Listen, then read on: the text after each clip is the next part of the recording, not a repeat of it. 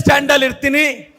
ನಾನಿವತ್ತು ವಿಧಾನಸೌಧಕ್ಕೆ ತಲುಪಿದ್ದೀನಿ ಅಂದ್ರೆ ಅದಕ್ಕೆ ಡಾಕ್ಟರ್ BR ಅಂಬೇಡ್ಕರ್ ಅವರು ಬರೆದಿರೋ ಸಂವಿಧಾನನೇ ಕಾರಣ.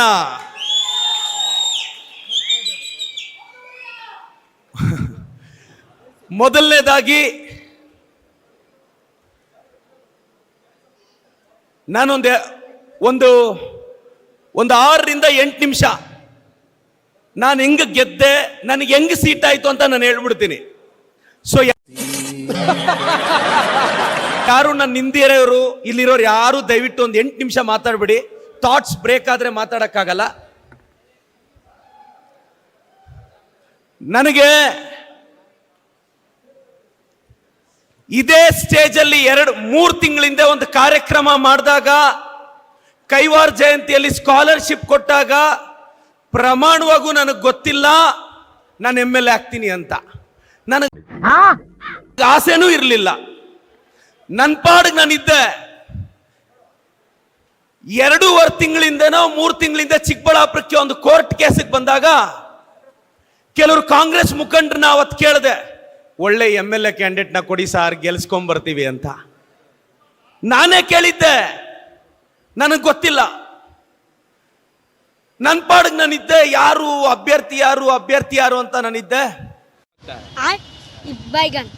ನಮ್ಮ ಚಿಂತಾಮಣಿಯ ಟೈಗರ್ ಉನ್ನತ ಶಿಕ್ಷಣ ಸಚಿವರು MC ಸುಧಾಕರನ್ ಅವ್ರ ಬರ್ತ್ಡೇಗೆ ಅವ್ರ ಮನೆಗೆ ಹೋದೆ. ಅವ್ರ ಬರ್ತ್ಡೇಗೆ ಅವ್ರ ಮನೆಗೆ ಹೋದಾಗ ಸುಮ್ಮನೆ ಮಾತಾಡ್ತಾ ಇದ್ದೆ. ಪ್ರದೀಪ್ ಎಲೆಕ್ಷನ್ ನಿಲ್ತೀಯ ಅಂದ್ರು. ಸರ್ ಯಾರು ಸರ್ ಅಂತ.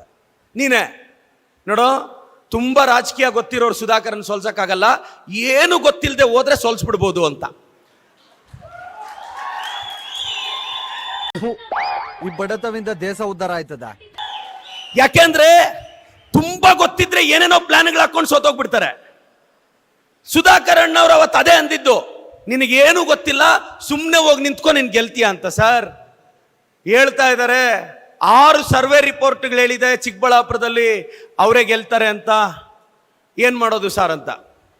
ಸರಿ, ಮತ್ತೆ ನಾನು ಹೇಳಿದೆ, ಸರ್ ನೋಡಿ ಸರ್ ನನ್ನ ಕೈಯಲ್ಲಿ ಆಗಲ್ಲ ಅಂತೇಳಿ ಬಂದ್ಬಿಟ್ಟೆ. ಸುಧಾಕರ್ ಸಾಹೇಬ್ರು ಇಮಿಡಿಯೇಟ್ ಆಗಿ ಶಿವಶಂಕರ್ ರೆಡ್ಡಿ ಸಾಹೇಬ್ರನ್ನ ಮಾತಾಡಿದ್ರು, ರಮೇಶ್ ಕುಮಾರ್ ಸಾಹೇಬ್ರನ್ನ ಮಾತಾಡಿದ್ರು. ಖುದ್ದಾಗಿ ರಮೇಶ್ ಕುಮಾರ್ ಸಾಹೇಬ್ರೆ ನನಗೆ ಫೋನ್ ಮಾಡಿದ್ರು. ಅವ್ರು ಹಿಂಗೆ ಅಂದ್ರು, ವಿಧಾನಸೌಧದಲ್ಲಿ ನೀನು ಕುತ್ಕೊಂಡು ತೀರ್ತೀಯಾ, ನನ್ನ ಮಾತು ಕೇಳು, ಸೀಟ್ ಕೊಡಿಸ್ತೀವಿ, ಒಪ್ಕೋ ಅಂದ್ರು. ಅದೇನ್ ಮಾತಂತ ಹೇಳಿದ್ರಿ ಸರ್ ನೀವು? Really hats off sir, hats off. Sir ನನಗೆ ತಯಾರಿ ಇಲ್ಲ, ನಾನು ಮೆಂಬರ್ಶಿಪ್ ತಗೊಂಡಿಲ್ಲ ಅಂದ್ರು. ಸರಿ, ಎಲ್ಲ ಸೇರಿ ನಮ್ಮ ವೀರಪ್ಪ ಮೊಯ್ಲಿ ಸಾಹೇಬ್ರು ಮನೆಗೆ ಕರ್ಕೊಂಡೋದ್ರು.